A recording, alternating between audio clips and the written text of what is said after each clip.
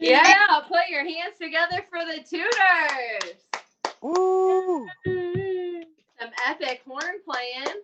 Wow. My name's Brooke Barcel. I'm sorry. I'm from Omaha, Nebraska. This is Contagious. We are the stay home comedy show since, lockdown and everything about that. Yeah, everyone's like, how are you doing? How you doing? Everything okay? No. No, like if you're like paying attention even a little bit, like it's pretty obvious, like none of us are even a little bit, not even a little bit okay, but there's 69 jokes and stuff, so we're gonna get through it. Yeah. Woo! I was thinking about like flowers because of my other jokes, of course, but like, I don't think that they know that they're going to be a big, beautiful blooming flower when they're like deep into the stem, And I feel like as 2020, we're kind of like deep into the stem and we don't know like what's on the other side of it. If we did, I don't think we'd be getting as much out of what we're going through right now. So yay, welcome to the weirdest dimension that we are currently in. Luckily, it's been able to do this cool time space thing, and I get to have comedians from all over the world, and then people from all over the world get to watch. And then what happens is we all get to laugh together, and then we kind of remember, because all we can do is like in this moment be okay, right? So in this moment, fuck yeah, I'm okay, and I'm glad that you are here. I'm glad Natalie's here. I'm glad the tutors are here. I've got Rebecca Ann. She's from Toronto, I believe. She's been living in Paris. So she's gonna be doing some comedy for us. I did have somebody on the flyer, but he's not able to be here, so I'm gonna have some special surprises in the middle of all this. And then closing us out is gonna be this cat chick from New York. Very, very fun. I think you'll have a good time from the top to the bottom and in between. Joke or two, sure. It's been a day. It's been a life. It's been a trip, right? Where's the joke? Do you guys know? This one that I wrote earlier or something. 69s. Anything can be a 69 if your head is in the right place. Trying to get your head on straight or sideways. No need to get your neck in a cramp though. It's purely just a stop on the journey. It's not a full destination. I have so many people complain to me about how they don't like the 69 and they say it's uncomfortable and that it's like very, very challenging to even get there. And I said, this is life. It's 2020. It's uncomfortable. It's really hard to get there. Enjoy it.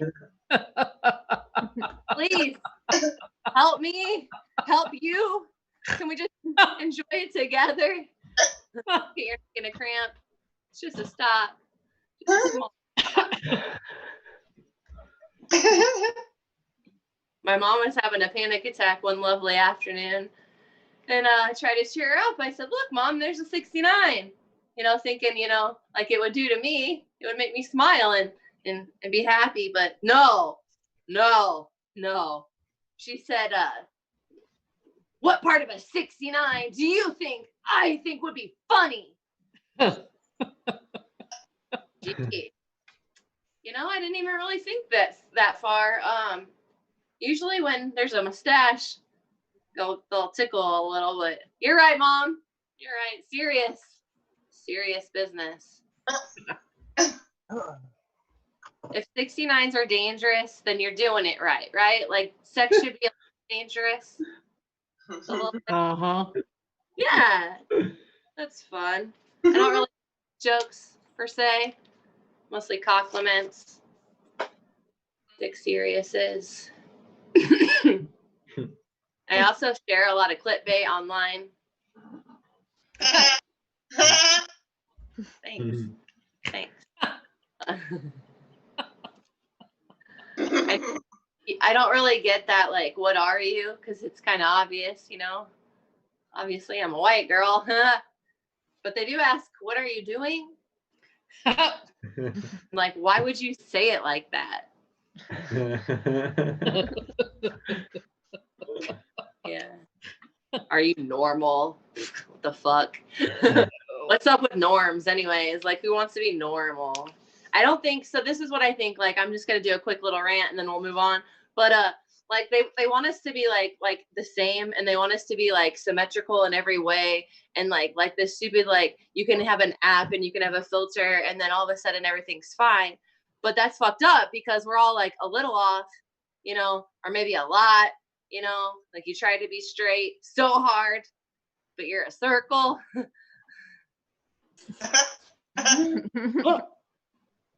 It's like that game when you're a little kid and you're trying to shove the star into the moon, but like the star's not supposed to be in the moon. The star's a star, you know, like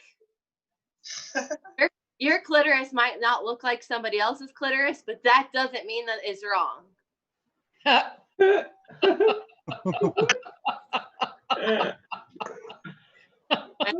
haven't been looking at butterflies the same.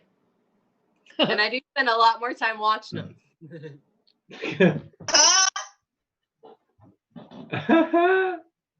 This one yesterday was like so slow. Like, wow, that's cool. I love jokes. I think that making people laugh is like pretty damn cool, because like it's something that you make them do it. Like, they're not trying to, it just happens. It's like an involuntary response. And what happens is when you laugh, like, it makes all your feelings kind of be better. It ups you, if that's a word. It's like an entertainment, and we all need it. We all need it. Okay, cool. Speaking of what we need, I think it's this next comedian. What do y'all think? Yeah. Yay! Thank you, Natalie. Thank you, tutors. Thank you, viewers. Our first comedian, she runs Rebecca Ann Comedy. She has a show. I think she has a couple. I've been seeing them. She posts them all the time, so make sure you follow her. Please push your hands together. Welcome to your screen, Rebecca Ann from Paris. Woo, woo. Hello, I'm Rebecca. I'm a Canadian living in France. I usually get some really nice reactions when I tell people I'm from Canada. We have a good reputation. People think we're nice. They think we're polite. Politeness doesn't work so well here. The first time I drove to work, it took me 3 hours because I kept waiting my turn to go. You can't wait your turn here. You have to take it. And actually, that's true about a lot of things in France. You have the right to what you can take, and that is why striking is our national sport. French people are surprised I'm Canadian when they hear me speak French. You're not Canadian, they say. Your accent is nice. So I've been living in France for 3 years now. It's been fucking magical. Yeah. You lot in America have this romantic vision of Paris. Like I live in some kind of Disneyland with croissants and socialized healthcare and sexy accents. The healthcare thing is true. Okay. But I'll tell you, when I saw how much was coming off my paycheck every month for Social Security, I told my doctor I'd be in her office every week just in case. Socialized healthcare is turning me into a hypochondriac, but I'll take it. Paris isn't Disneyland, you guys. The baguettes are good, but they're not worth the racism. And I'll tell you, the Arc de Triomphe isn't quite the historic experience you've envisioned when you're slingshotting around it on a scooter, one finger on the horn, middle finger up, put on the mare, you fucking idiot, while everyone drives with their constitutionally guaranteed individual freedoms on full display. I'm integrating. I've integrated so well that I'm afraid to drive back in Canada now. They'll see how aggressive I've gotten when I drive and take my passport away. So yes, 3 years here, but it's been about 15 since I left Canada. I'm trying to find my place here, build a life. I talked to someone a little while ago who described herself as a long-term expat. I'm not like the other expats. No, I'm a long-term expat. Now, I'm not a master of the English language, but I'm pretty sure we invented a word for that. So I said, so you're an immigrant. Sorry. I used to be an expat. I think there's something very useful about the expat lifestyle. I don't have the fucking energy for it anymore. Or the health, to be fair. I'm getting too old to be dealing with dodgy healthcare. My body is breaking down. It needs to be regularly tuned and oiled. Like, looking back, I can't believe some of the shit I did. The amount of mystery medicine I took. Just take what the nice doctor gives you. That is a terrible survival strategy. I was hospitalized in Thailand once. I couldn't stand up, but someone got me onto the back of a scooter somehow to get me there because it's safety first in Thailand. I have no idea what was in that IV drip because I don't speak a word of Thai, except to say no cilantro, please. My site pachika. They plugged the IV into my arm, and I called my father in Canada to tell him I was dying. He told me to call back when I wasn't high anymore and hung up. In Korea, my boss came to the doctor with me to talk him into medicating me into being upright enough to teach for 6 hours. Ladies and gentlemen, I had swine flu. They're crazy in Korea. If you want a day off work, you better be fucking dead. And Moscow. Lord, Moscow. I was hospitalized in Moscow too. In the hospital where they treated the Chernobyl victims, so that inspired confidence. I was trapped in that ward with people who'd been there for a month or more. No toilet seat. Daily injections. We'd all shuffle down every morning and every night for our mystery medicine. I'd roll up my sleeve. No, ordered the very militant nurses. You bend over. When I was an expat, my romantic life was a lot more exciting too, a lot more adventurous, also not full of excellent survival strategies. I turned down a few very exciting opportunities to be a sister wife. I got a lot of very kind invitations from some very upstanding gentlemen, invitations to their living rooms and basements, invitations that came with some very welcome reassurances that I'd be just fine while I downed all that whiskey they really hoped I drank. And then there was the Russian Nazi. Rebecca, a Nazi in Moscow? Quelle surprise! I know. It is a city that lends itself to accidental Nazi encounters. But when he pulled out a mug in the morning to make me coffee, it had an apartheid flag on it. I thought I was being punked. Russian vodka will fuck you up. Problem in South Africa, he said, is they let the dark man be president. Is not smart like you, like me. Oh, Rebecca, no, I'm not racist. I'm not Nazi anymore. It's a miracle I survived being an expat, really. So now I'm an immigrant. Life has changed.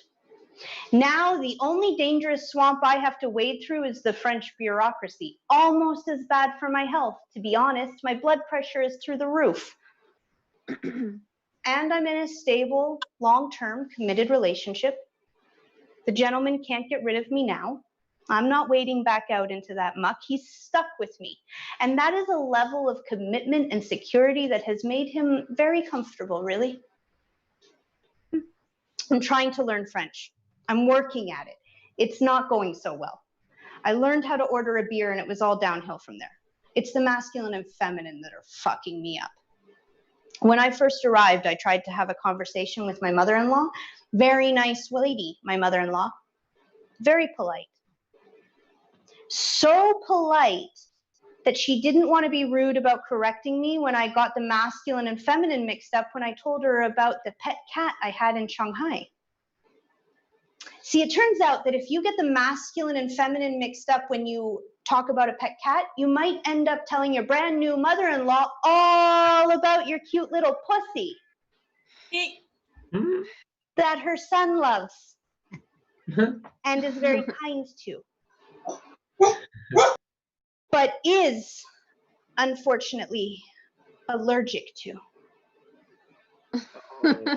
I had to fill out some paperwork the other day. They always ask me for my relationship status, and I always get a secret little thrill when I get to check off en concubinage. I introduce him as my partner, and that doesn't work so well in French. Mon partenaire. It's too businesslike. I'd like to introduce him as my concubine, but he says he'll leave me. My friends ask me why I don't just call him my boyfriend. Boyfriends are cute. Boyfriends buy you flowers, take you out for dinner. They're romantic. Someone with a boyfriend is still optimistic. She probably still likes him. The other day, he opened the door and I caught him pooping and smoking at the same time while he yelled out facts about some sloth ape thing he'd just Googled. That is not boyfriend material. If I'm honest, it's not the concubine I'd choose either. So they say, Rebecca, why don't you just get married? A French wedding, a wedding in Paris. That will give you some of the magic you've been missing. Friends who've obviously never been to Paris. Listen, it took me 1.5 years to get them to let me have a driving license in France. By the time we fill out enough paperwork that I can marry a Frenchman, one of us will have Alzheimer's. The sex is different too. Relationship sex, sex in your 30s. A lot less anxiety than sex in my 20s because I used to have to be good at it. It's different now, and not just because we have to make sure we stretch first. A little while ago, I woke up. A great way to wake up, with the gentleman getting a little inquisitive. It was exciting. He was getting all nuzzly. He said, if I don't go make the coffee soon, this might turn into a sex fest down here. Oh my God, you guys. That was the best thing I'd heard all week. I was just lying in bed, and he was just, I said, stretching out, it's your turn to make the coffee. There's a kid too.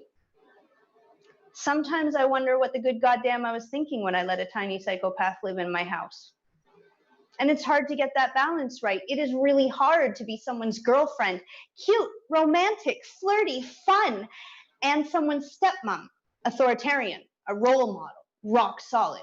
That combination only works in one place. Pornhub.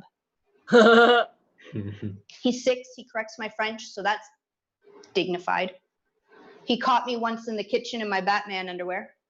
He was fucking delighted. Butts are hilarious. First thing in the morning, I'm just trying to make a goddamn cup of coffee, but for some reason, kids always wake up like someone's been feeding them meth all night, bouncing around the place. He's a French 6-year-old, so he can't pronounce Batman. So now my name is Buttman.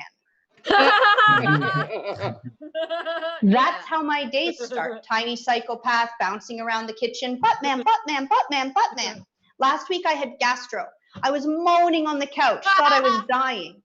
Hoped I was dying, hoping for a little bit of sympathy from the man and the boy in my life. This little psycho turned up the TV, looked me in the eye and said, die quietly. Oh. So I coughed on him. A friend of mine suggested once that my day would go a lot better if I could start it with a little Xanax. I'd be a lot more relaxed. I'm sure she's right. The problem is that I don't know what the dosage is for a 6-year-old. Well, listen, I've got this parenting thing figured out. Everyone told me it would be so hard. Kids are so needy. Not if you don't mind lying to your kids, and it's easy. They're pretty dumb. My 6-year-old wants to be a Jedi. I said, absolutely, yes, that is possible. Who am I to crush his dreams? His teachers can do that. They are the professionals. I told him he had to train his brain like Ray with silent meditation. I set him up in the living room with some comfy pillows and a timer. Turns out 20 minutes of meditation is enough time for 2 glasses of wine. Problem solved. My body has changed too. I don't have to run away from my Tinder dates anymore, so I've gained some weight. I considered doing something about it. Chris Hemsworth made his workout app free during the confinement. I was all over that opportunity, signed right up. I put him up on the big screen in my apartment. Chris Hemsworth working out in my living room. I brought spaghetti and wine to watch that. 10 out of 10. Would watch again. Now the gentleman I live with has gotten the workout bug. He's working hard. He looks good. I might kill him. He doesn't have estrogen surging through his veins. I do. Do you know what estrogen does? Estrogen saves every little bit of steak and cheese I've ever eaten, like a Depression-era hoarder, just in case I ever need cushioning for the baby I'm never going to have, because estrogen lives in eternal hope. I've been carrying around the same muffin top since I gained the freshman 15. We're friends now. I couldn't get rid of it if I tried. The gentleman doesn't have that problem. He steps out of the shower, gloriously muscled, dripping wet, and he says, "Hey, Rebecca, do you think my abs have gotten better just since Tuesday?" And it is in these special moments that I understand what everyone meant when they told me that a good, mature, mutually supportive relationship would take work. It's true. I have done a lot of work to be able to say, "Good job, honey," instead of putting a pillow over his face while he sleeps. Ladies and gentlemen, I'm Rebecca Ann, and that's my set. Thank you so much. Woo, woo, woo, woo, woo. Woo, woo. Yeah, thank you. That was a lot of fun. Thank you, Rebecca. I don't know if you were able. You do some shows. Do you mind just telling us really quick what they are during the week in case? Sure. So I actually only run one during the week that I host. It's at Unstable Comedy. Okay. If you do a Facebook search for Unstable Comedy, we run a show. We're all booked up. We've got some amazing shows lined up for August 25th and September 1st, which I'm hoping you will be on if all the dates work out. I've booked Brooke. Yeah. And we are looking for acts for our September shows. So Unstable Comedy. Unstable Comedy. Make sure you like that. And then find Rebecca Ann Comedy. Just follow her page. You don't have to be her friend. You guys don't necessarily know each other yet. Take your time. Friend her later after you know each other better. Buy me dinner. Yeah. Or Venmo me all the time. Oh, fun. Thank you, Rebecca. One more round of applause for Rebecca. All right, so we have a surprise. Actually a few surprises, so this will be really fun. Like I said, so fun. This will be so fun. My astrology app said like this 6-hour window of time, like don't even try. Just don't even try. Just give up. But look at me. I'm trying anyways. And if I kind of succeed, at least it's funny to watch. Our next comedian, he's gonna do a type 5. He's been like since quarantine, I've probably seen him many times every week. He comes to the open mic at the back line, and now I do one out of Hawaii called the Anarchy Mic. Plus he's doing his own thing too. So please put your hands together. Welcome to the screen, Ian Ryland Smith. Thank you. I'm putting my hands together for myself too. So before I get started, I'd like to share something with you guys. Do you believe in life after love? I can feel something inside me saying, I really don't think you're strong enough now. You guys have Share in the First World, right? in Europe, the first world.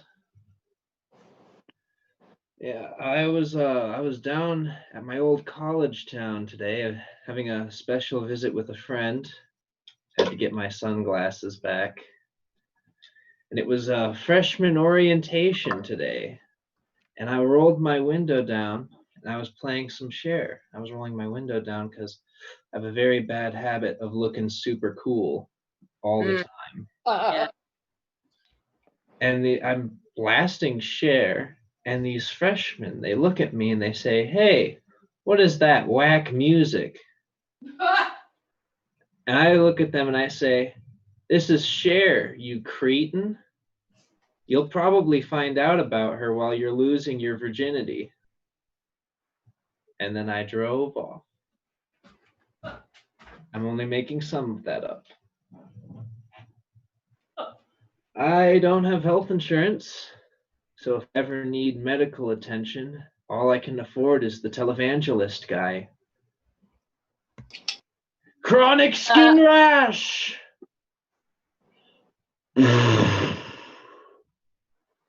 I blow the wind of God into you. It doesn't get the job done, really. Let's see. My blood type is A positive, but I'm actually kind of a negative guy.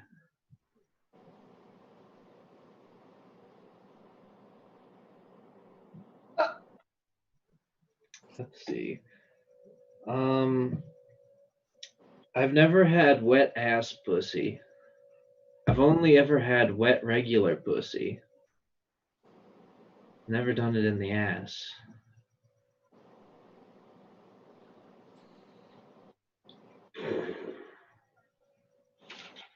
Let's see. Bush did 9/11, which I know is hard to care about in the first world, but 9/11 was a big deal for us. And Bush did it, but really he only gets a participation trophy. The real talent was Osama. He was the executive producer. You know, he found all the talent, made the whole thing possible.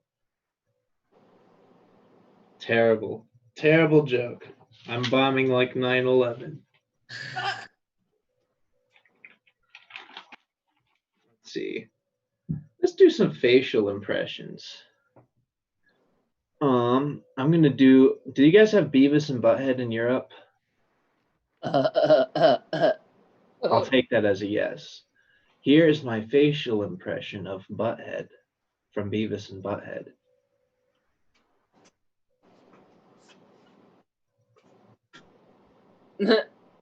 Pretty good, right? Yeah. Here's Beavis. Beavis is hard. God damn it.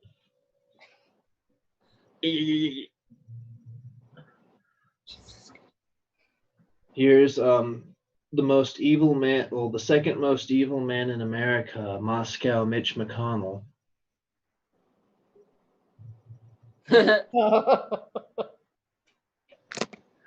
And here is the Babadook.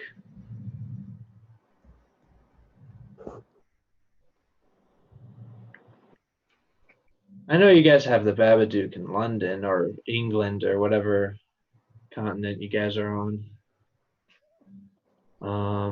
Okay, one-liner. What's a bodybuilder's favorite streaming service? Netflix. Woo! Put your hands together for Ian Ryland Smith. Yay! I was flexing because of Netflix. Okay, cool. Thank you, Ian. I've got another one that I'm gonna squeeze in. He's hilarious. He runs an open mic in Phoenix, Arizona. Please put your hands together. Welcome to your screen, Devonte Easby. What is up, everybody?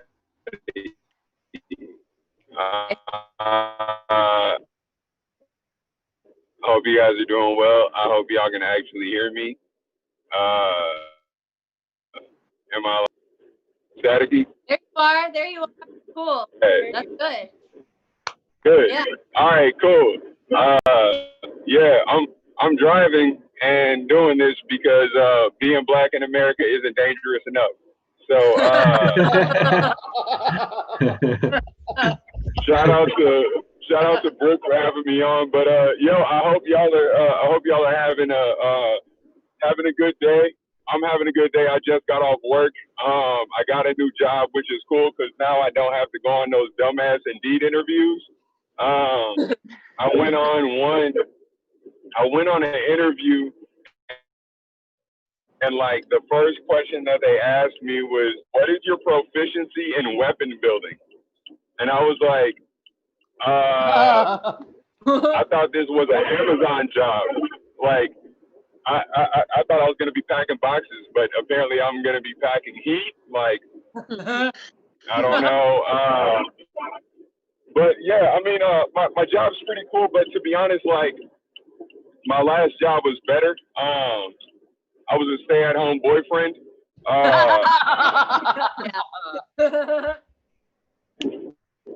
It was just a lot easier. You know, management was better. I took breaks when I wanted to. You know, it just worked out better. But yeah, my lady's pretty cool. Like I have a really good girlfriend. She's pretty awesome. She's white, so that's pretty much why.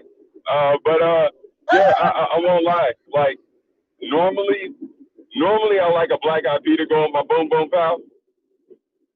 Okay, he wants to meet me at these jokes.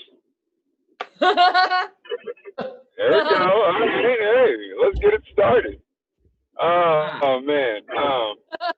But no, seriously, man. Like having a white girlfriend is cool and everything until like you spend a lot of time together in a relationship and like you get to hang out with her family and shit like that, and that's cool and everything. But like, okay, basically what I'm getting at, guys, is I don't want to get invited to a golf tournament, because like that's just not my idea of a good time. You know what I'm saying? Because like most people that I know, I completely I forgot how I do this joke. Most people that I know with short strokes aren't going 9 rounds. So I try to avoid the game of golf at any fucking turn. I don't know. Anyways, point is, like, I've been hanging out with my girl so much, it's been turning me into a white woman. I have so many Starbucks cups in this fucking car. Like you can see the logo from the freeway. Like it's fucking bad. But no, honestly, it's cool though, cause like she put me on to like hella new shit. Like okay, the other day we were actually chilling in the living room, and I was in the living room, she was in the kitchen, and I'm watching TV, and I'm like, oh shit, hey, Honey Bunches, House Hunters is on, okay? But before you come in here, can you grab me one of those mango LaCroix? All right, and if we don't have mango, limoncello or hibiscus works just fine. Thanks, dear. Y'all think I'm playing? I fucking love a LaCroix. No, that ass, man. It's really cool. And like whenever we first started dating, we did something called self-care Sundays. So like every Sunday, what we would do is like skincare, even like mental, spiritual, emotional self-care, stuff like that. But whenever it came to like physical shit, like facials, fucking pedicures, manicures, things like that, it was cool, but like a lot of my stuff was like marketed towards men, so it was like bullshit. You know what I'm saying? It would be stuff with like Vin Diesel in the commercials and fucking, are you furious you can't wash your balls fast enough? Try this 3-in-1 body wash, face wash, tire cleaner. Just like stupid shit. Like it was dumb. And her stuff, I was always jealous because I'm like, damn man, your stuff is made with like all these pretty colors and has like flowers and shit embedded in it, and like made from the lavender coochie waters of Betty White and Beyonce. Like fucking incredible. Like fucking incredible. Like damn, I want to smell like Betty White coochie. I think after all this time, it's got to smell decent. But anyways, speaking of Betty White, I was we were having a conversation the other day. We were talking about apples, right? And we were talking about how like we're talking about that game Fuck, Marry, Kill, right? So if anybody that isn't familiar, it's like you choose 3 people and you're like fuck, marry, kill, such and such, whatever, right? But like in high school, I would play it, and then my friends would be like fuck, marry, kill, Oprah, Betty White, or Cicely Tyson, but they all got a yeast infection. And I'm like, I'm definitely fucking Betty White. But anyways, my girl and I were playing this game. We were playing fuck, marry, kill, right? And she looks me in my eyes and she tells me, fuck, marry, kill. Granny Smith, Red Delicious, or Fuji apples. I'm like, bitch, are you asking me to stick my dick in produce? Like, that's a little weird, right? But I will fuck Granny Smith. That's my thing. I will fuck Granny Smith. Like, because, okay, let me explain it to you. Because, like, I personally, I like my apples how I like my women. Thick and juicy. Anybody in the chat feel me? Anybody? Huh? Okay, so I'm the only one that fuck with, they call it a fupa. I call it a coochie cover. You just lift that shit up and slide right in. I'm the only one that, okay, all right. You know what? That is a burden I am willing to bear for all of you guys. That is how much I care. But no, man, it's always something different, just like not only dating outside of my race, but just like, being in Phoenix, it's just a whole different vibe. I remember like one of the first times my lady and I hung out, and she brought me out with like all of her friends, right? And like all of her friends happen to be white people, no issue there, right? But like sometimes what happens is like it's like a thing of relatability. When you have nothing else to talk about, you grasp at straws. So one of her friends, my first time meeting her, she goes, "What are you into?" And I'm like, "Oh shit, well I'm actually into stand up. I do a little comedy from time to time." And she's like, "No shit, I love stand up. You actually look like one of my favorite comics." I'm like, "No shit, who?" And me, I'm fucking thinking like somebody that might kind of sort of a little bit look like me, fucking Steve Harvey, maybe D.L. Hughley, something like that. Bitch looked at me square in my eyes and said, "Bernie Mac." Come on. I said, "Bitch, take a picture. Let me sign this fucking autograph. Get the fuck out of here before somebody sees me in this airport." But no, man, it's funny because actually the same chick that did that, there was another time we went out, right? All of us went out, and it was cool. We did the responsible thing, took an Uber, and decided to go out and have a good time on the town and the land before COVID. And it was cool because we were all in the car. I'm black, Uber driver's black, everybody else is white. We all listening to Drake because bitches love Drake. But what happens is like sometimes Drake drops that infamous N-word. You know what I mean? And the N-word got dropped. But luckily, like the only people that said it were like me, the Uber driver, and the white bitch sitting in front of me. So I felt a way about it. The Uber driver felt a way about it, but I'm like, you know what? I'm gonna let him handle it. I'm not gonna do anything about this. He's got it taken care of. But even still to this day, it doesn't really sit right with me.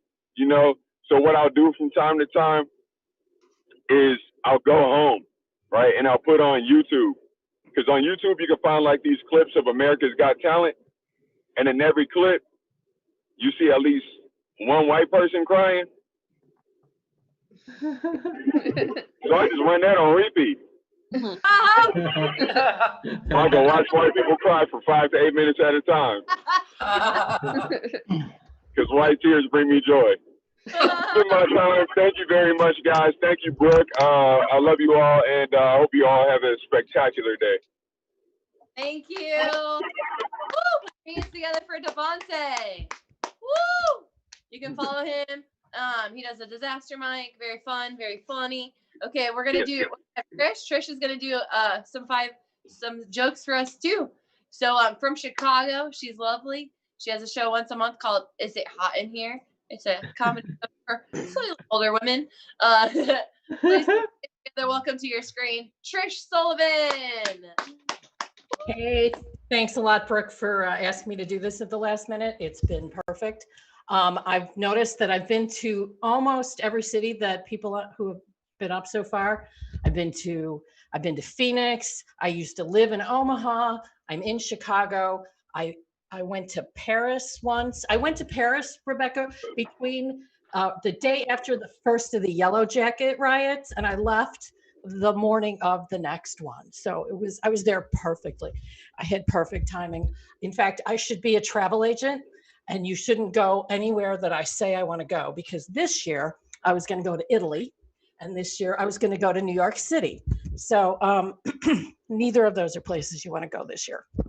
Now I won't even go to my laundry room. So I'm in for the count. It's 22 weeks alone in my apartment. Yes. So you can tell by looking at me that I'm a middle-aged suburban white woman, and that means I can do whatever I want. White women or middle-aged women, excuse me, are basically invisible. We have nothing to lose. And I've learned that cops won't taser you if you look like their mom. I've also noticed that the places in the world that are doing the best with COVID are places that have women leaders.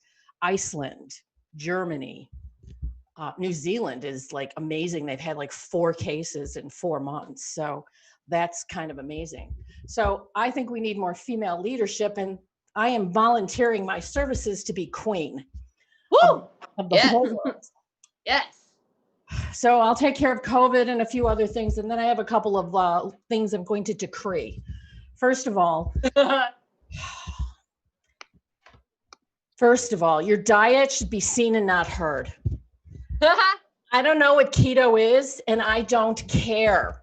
I know your diet makes you feel good. Do you know what makes me feel good?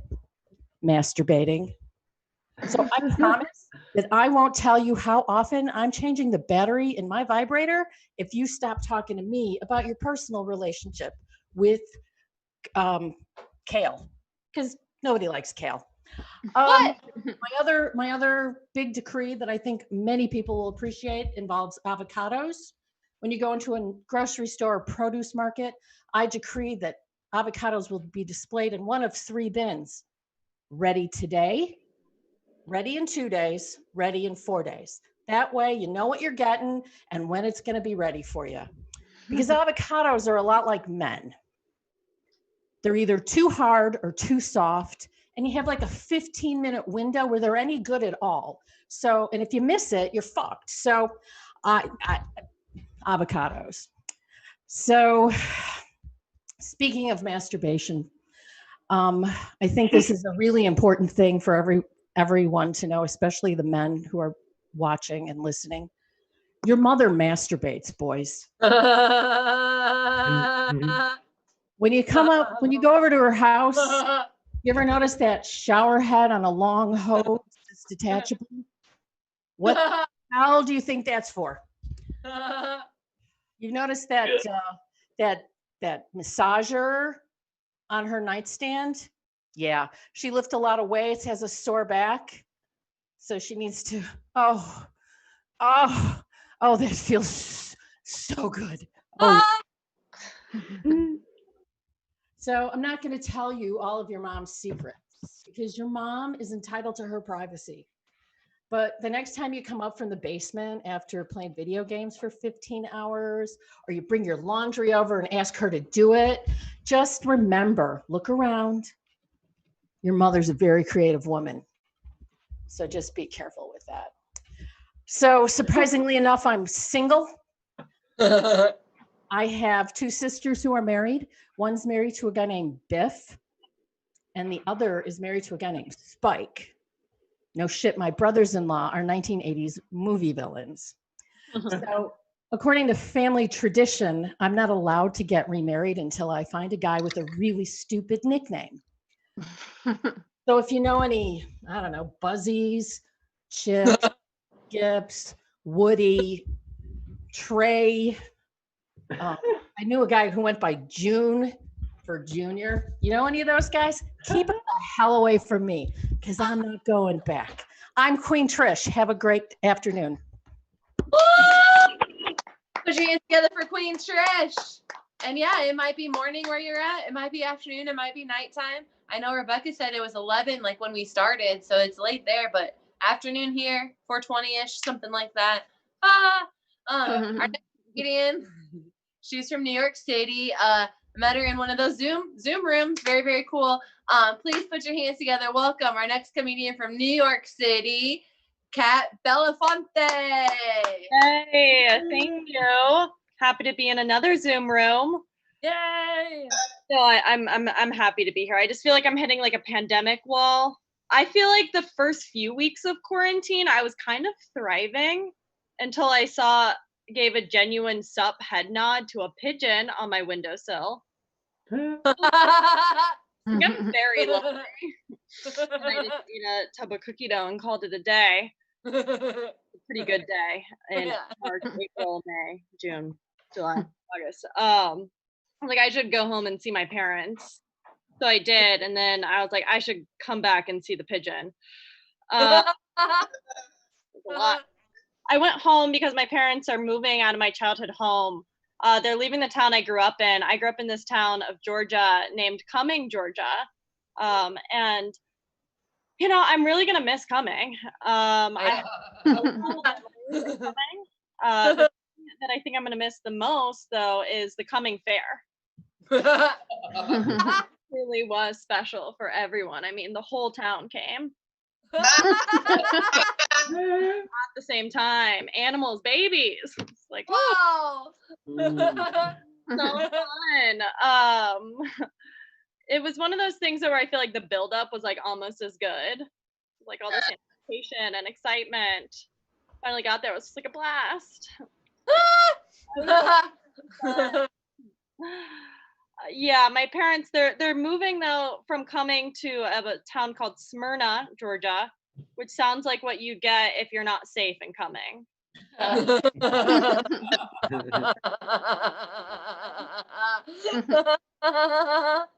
Back in New York, it inspires me being in New York to like keep up with the latest trends here. So I recently got a pet and depression. I was hoping to get a boyfriend before the second lockdown, but a pet felt like less work. I got a cat, which she's great company, except I have no idea what to do with my cat when I masturbate. All around confused. I can't wait to have sex. Not to see what my cat does, just I haven't had sex in a while, so. I don't remember what it's like. I miss sex, but I did take a city bike ride, which if you guys know what a city bike is in New York, it's a very heavy, very bumpy bike. I took it from Brooklyn to Manhattan, and that felt like the type of college pounding I thought I had left behind.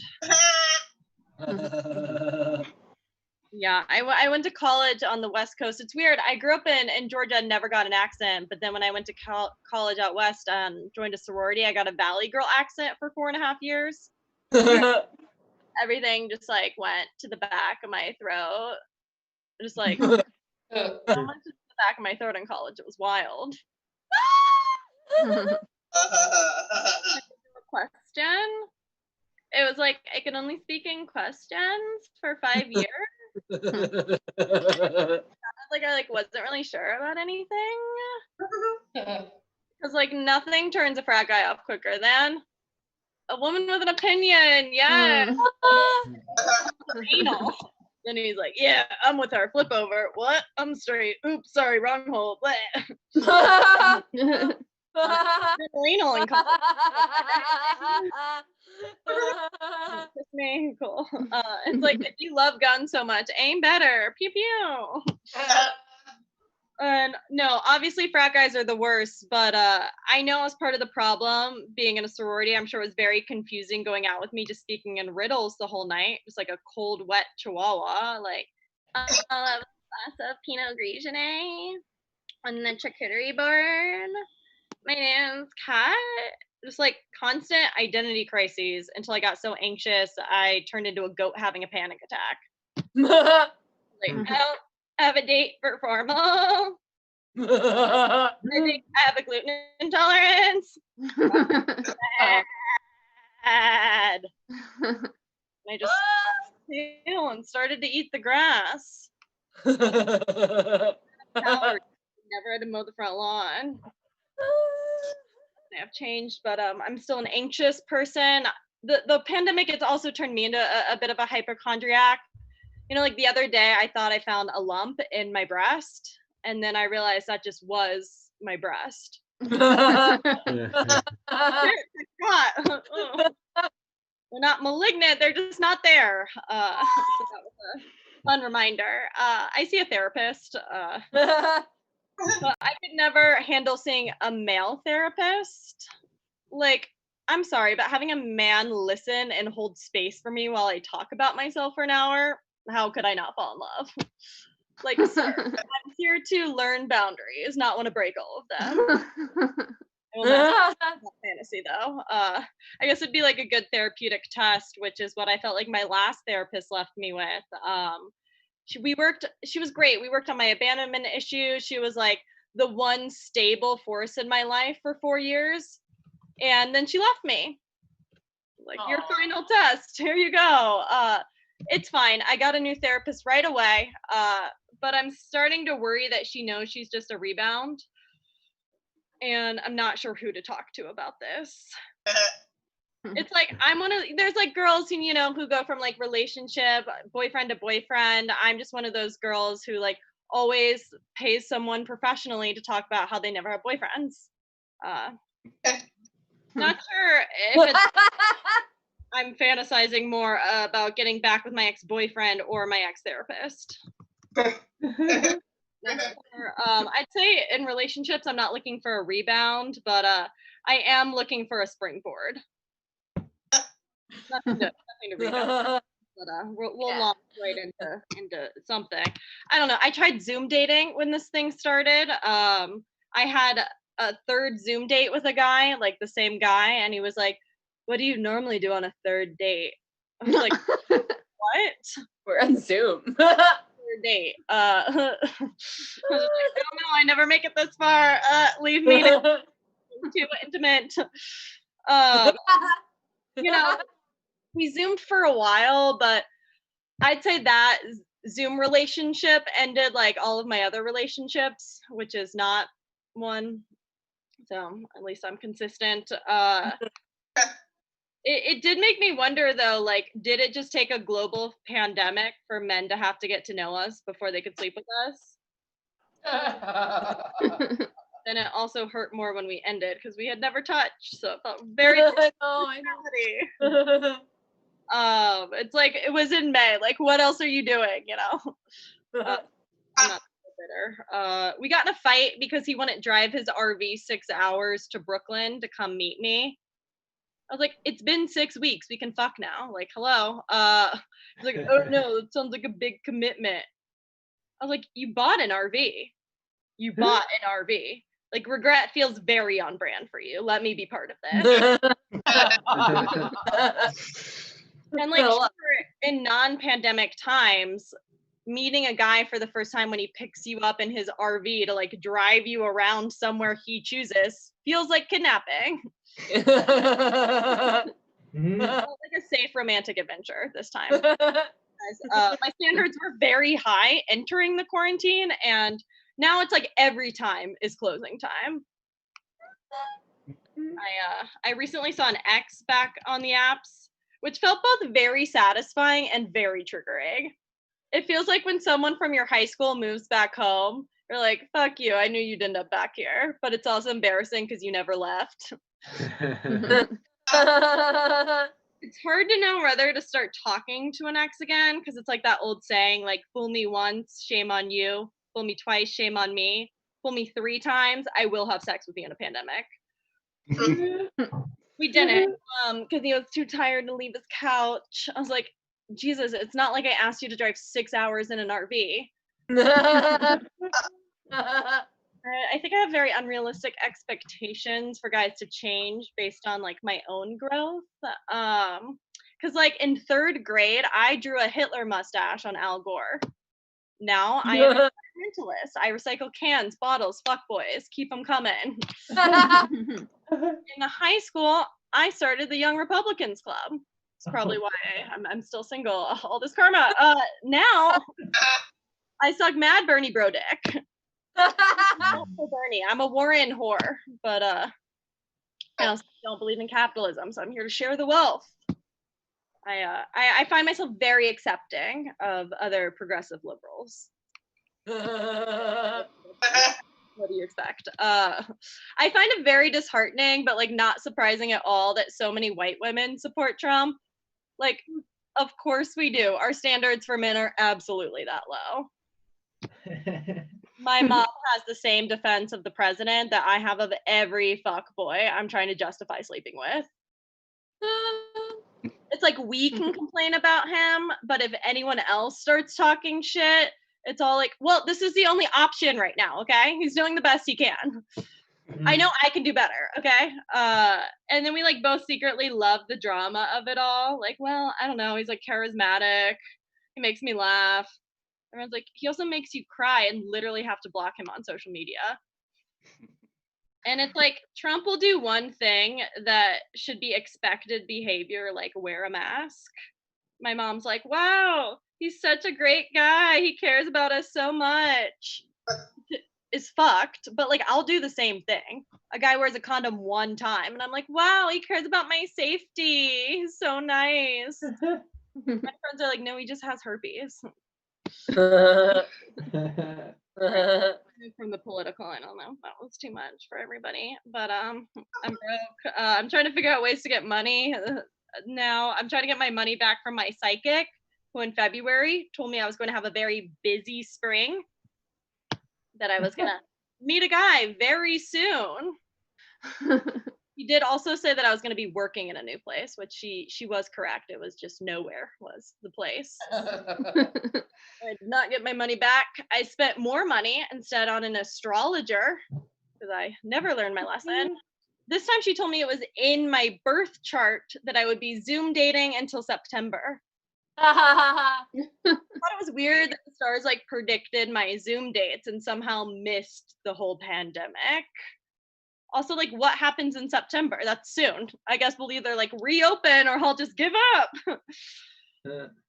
Then I did a tarot card reading for my friend's birthday, because 3 strikes, I don't know. And you can ask a question. So I was like, what's up with my love life? And they're like shuffling the cards and they pull 2 out and they're like, all right, don't freak out. But I did just pull the devil and death cards.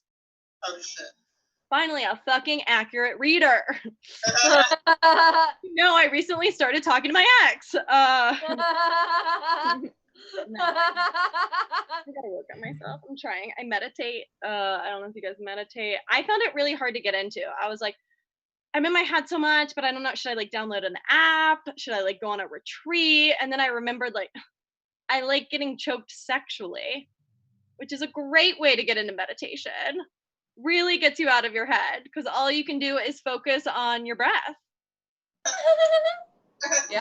You know, so Yeah. alive. Also, so close to death. It's an exciting ride. It's like an adult roller coaster. Hands up, who knows? I've never felt so present. Just guys, I never feel present during sex. What? It's way too vulnerable. No. I'm just lying there taking an early savasana. Corpse pose in yoga where you're like trying not to move or make a sound. You're like, what am I gonna eat after this? It's over. Would it be too intimate if we cuddled when you finish? which is like weird thought to have about intimacy when someone is inside of you. This is when I realized I was raised to be too polite. It's like, I don't know, he's already given me so much. 5 vodka sodas and his cock. Cuddling might be more of a third date kind of request. I don't know. Maybe I was just nervous because his body was very hairless. He had like a very smooth body. It just like took me by surprise. It's like I'm Jewish, so like I'm not like so smooth. And the last guy that I dated was a New York ginger Jew, so his whole body was like a burning bush. This was an LA Jew. So he had an incredible waxer. I was like, can I get her number? Also, am I having sex with a dolphin? Which I was here for, but I think I was afraid if I cuddled him, I might just like slip and slide right off the bed. Dangerous. I was like, oh, am I back at SeaWorld? Are we in the splash zone? Is there some abuse happening under the surface? I had too much fireball to know. I'm just kidding. My friend was there. It was fine. It was a threesome. I loved having my friend there. It made me feel safe. I was like, yeah, girls pee in pairs. This feels like the logical next step. It was my first threesome. Last year I had my first threesome followed by my first foursome. Because they say you're never competing with yourself. Another woman in the threesome. And I know you guys are like, wow, like she must be really suffering during this quarantine. Like she has so much sex. And if you listen to the first half of my set, I don't actually. I had sex 2 times last year, the threesome and the foursome. So really, I'm not a slut. I just have bad portion control. Thank you so much. That's my time. Woo! Thank you. Woo! Put your hands together for Kat. Woo! Thank you. I had 2 more that just said that they could do just a little bit of jokes for us. So we're gonna have 2 more, just do like a little bit of sets, and then we're gonna be done. This has been fantastic. I've had a lot of fun so far, and I just need to laugh a little bit longer. I don't know if y'all need to laugh just a little bit longer. So put your hands together for Nick Lindemann. Thanks for having me. I'm still at work, filthy and a little dehydrated, but Brooke offered me a spot, so here I am. Going to try to make you laugh. Going to do a quick roundup from the previous ones. Rebecca, I cut out Splenda for my morning tea on Sunday, and my abs have gotten noticeably better since Sunday. Trish, always remember that the nickname Trey is always something stupid the third. No one just picks Trey unless it's something garbage the third. Counting wrong, because if you had a threesome and a foursome, you had sex 5 times last year. So don't sell yourself short. Yesterday, I saw a long thread about a woman who was complaining that she got hit on in the thread in a Zoom one. It always makes me a little mad when guys hit on other comics at the mics, open mics or Zoom mics in general, for a couple of reasons. 1, the ladies don't like that most times. 2, why isn't your mind on your work? Like, you should be paying attention to your jokes. That's an achievable goal. And don't give me this, oh, I'm multitasking. Guys are terrible at multitasking under the best of circumstances. And it's impossible if one of the tasks is trying to get your winky stinky. It's just not going to happen. Achievable goal. Furthermore, you should be real careful about wanting to date a comic anyway. I mean, you're all lovely, but I don't want to give another comic access to that much material. I know how much material I get from the dumpster fire that is my relationship, and I'm reluctant to let another comic tap that well. If anyone's going to get a Netflix special out of me acting immature and selfish, it's going to be me, goddammit. So, quick transition right into a story about my ex-wife. I used to be married, didn't really care for it, wasn't particularly good at it, and so we spent a lot of time fighting. Most of them were interchangeable, but one really stands out. We've been arguing for a while, and I had thought, hey, honey, this is silly. We're not getting anywhere. We're just going around in circles. Let's just take a break. Take a break for an hour. Want to fight more than an hour? We can fight more than an hour. Walked into the living room, sat down, turned on the Cubs game. Hey, look, they're winning. They're winning. That's nice. That's great. And I had that one moment of peace to say to myself, well, that was too fucking easy. And right on cue, she came in with one of our wedding presents. Cast iron candlestick holder, about 18 inches tall, and she was choked up on it, and she's going to break the television set. The plugged-in, turned-on picture tube television set. Now, we've phased picture tubes out, so if you don't remember, a picture tube TV is basically a giant Claymore landmine if a Claymore landmine could also electrocute you. And it was a weird moment. I had a little surreal out-of-body experience. We had a little hallucination where I saw an origami crane made out of a get out of jail free card, flutter in through the window, land on the top of the TV, and wink at me. All I could think was, do it. There's no possible way I could stage this. I couldn't be blamed for this in a million years. Just fucking do it. And that was my mistake because that confused her. If I'd yelled, no, bitch, not the TV, she would have just swung away. The whole thing would have ended in a disaster. But that one moment's pause, she stopped, looked at what she was doing. She looked at me and she looked at the TV and looked at me and looked at the TV and looked at the candlestick holder. She threw it down and stormed out of the room. But I did get to watch the rest of that game, and the Cubs won 5-4. And so that was what I called a split decision victory in my shitty marriage. So I'm gonna tell you, we talked about it before, talking about parents having sex. When I was a teenager, my mom was always a step ahead. She was a single mom, it was just me and her, never got away with anything. So one day, about halfway through senior year, she stops me in the hall and she says, hey, Nick, real quick, new rule. You don't have sex in my room. I won't have sex in your room. Not what I was expecting, but deal.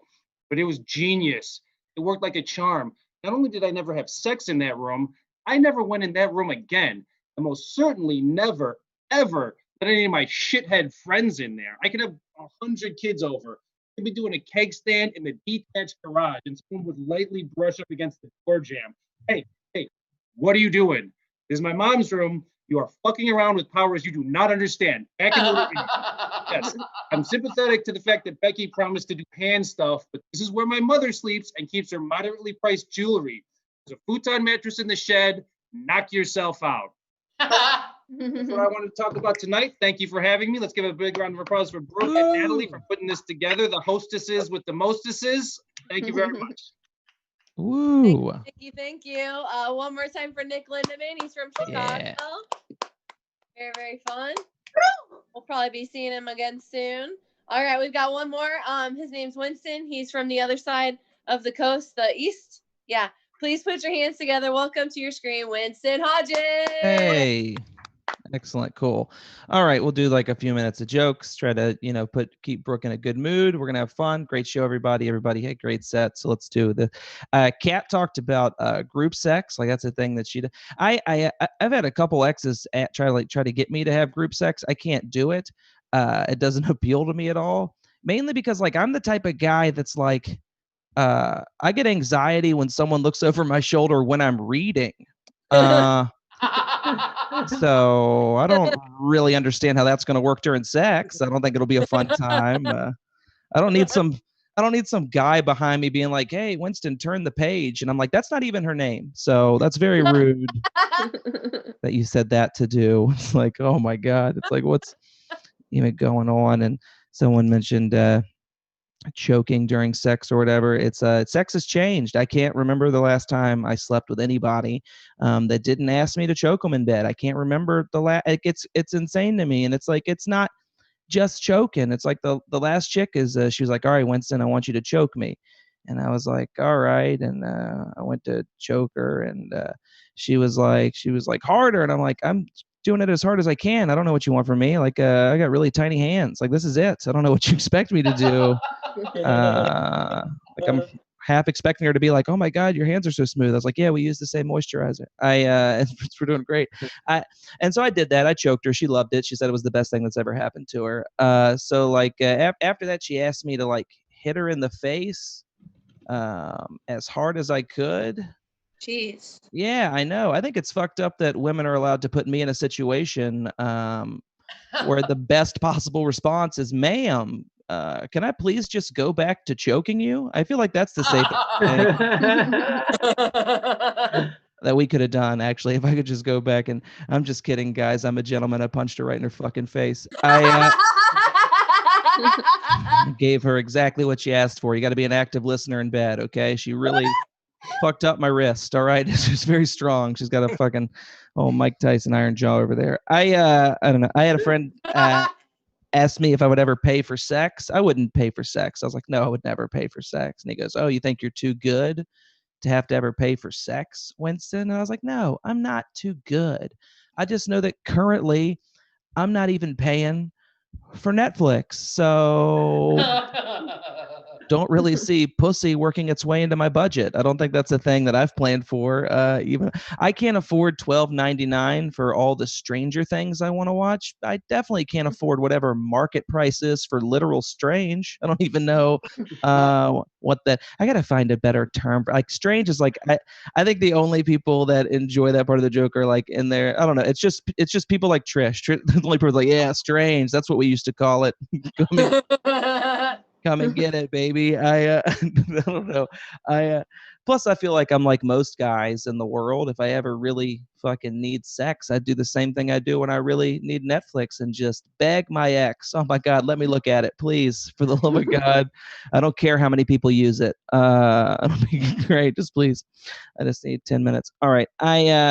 I'll do another sex joke for Brooke. I don't have any 69 jokes. I don't have any, but I can do other sex stuff.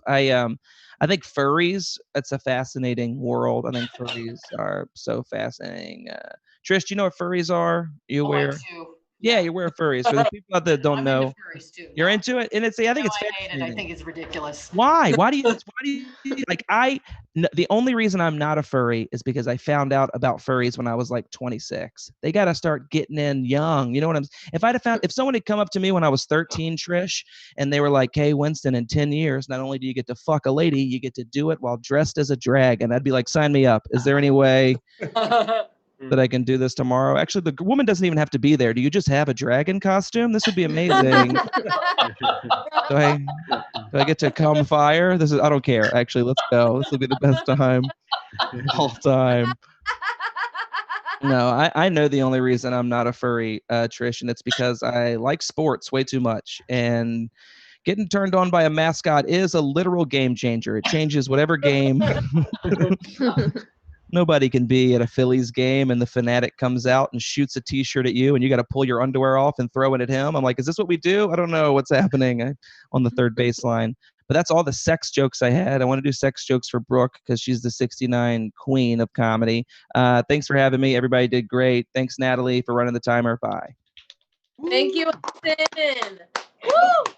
Thank you, Nick. Thank you, Kat. Thank you, Trish. Thank you, Ian. Thank you, Devontae. And thank you to Rebecca Ann. Wow, this was an adventure in time and space, people from all over the place, and we all just got to laugh together. Joy is contagious. I think if you spread it, it will just, like dominoes, just kind of makes all of this crazy mess a smidge easier. All of these people make my life better and happier. I'm thankful for them. Thank you, everyone who watched, and I'll see you next week for another installment of Contagious, the Stay Home Comedy